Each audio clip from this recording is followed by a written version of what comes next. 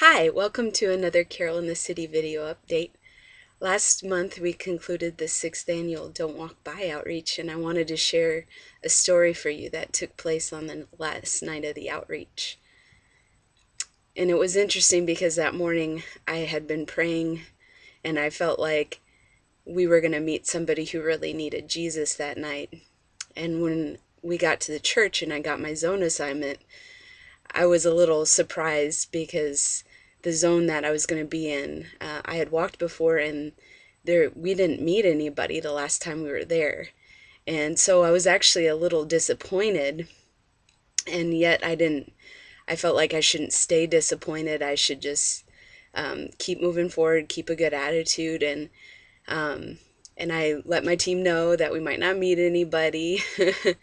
And so we were prepared for the night. And once we got out there and we're getting ready to start our zone, start walking and looking for people, as soon as we were going to check out this subway station. As soon as we went down there, this guy was coming up the stairs, and we literally met him on the stairs, and he asked if we had any food, and which was a perfect opportunity because the church was serving food. So we said, yes, we could call a ride that could bring you to a church so you can have some food.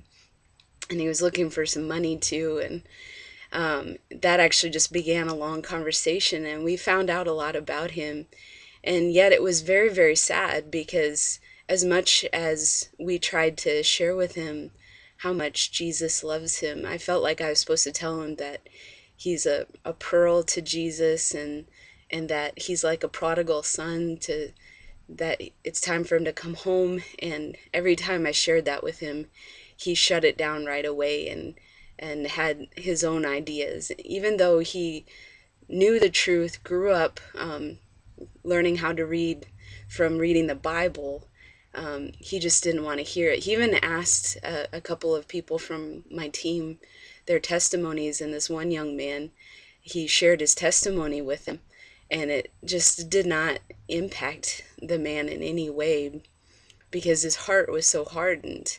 And it was just very sad. As soon as we finished talking to him, he just kind of walked away and said he was going to go someplace, that he wasn't going to do something good.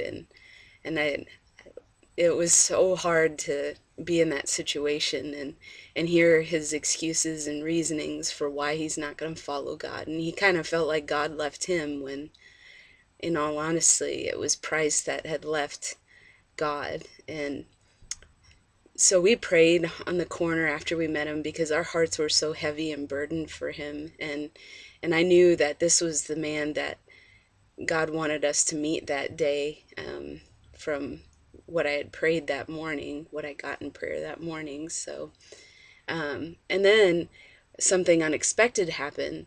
There was a young lady on my team, and she confessed to me. She's like, I could identify and relate with what a lot of that man said. And so it turned into an opportunity to share with her about the Lord and hear where she's coming from and her struggles and what it would take for her to truly follow God. And we finished walking our zone that night and came back, and we had a debriefing time, and I felt like as we were talking and she shared that with the group, that this encounter was going to be significant for her in her faith walk, that it's going to impact her for really following Jesus. And so we had an amazing night, even though at first it seemed like things weren't going to turn out how I expected, but the Lord knew, and he's trustworthy. So I'm so thankful for all that he did, and continue to pray for the man. His name is Price, and believe that God will meet him where he's at, that he can come as he is, even though he was drunk and high, that Jesus will still take him back to himself. And so we just pray that his heart would be open to receive that. And so thank you for all your prayers and your support and love, encouragement, and I, I'm so grateful for all of you guys, and just pray that you have a blessed day.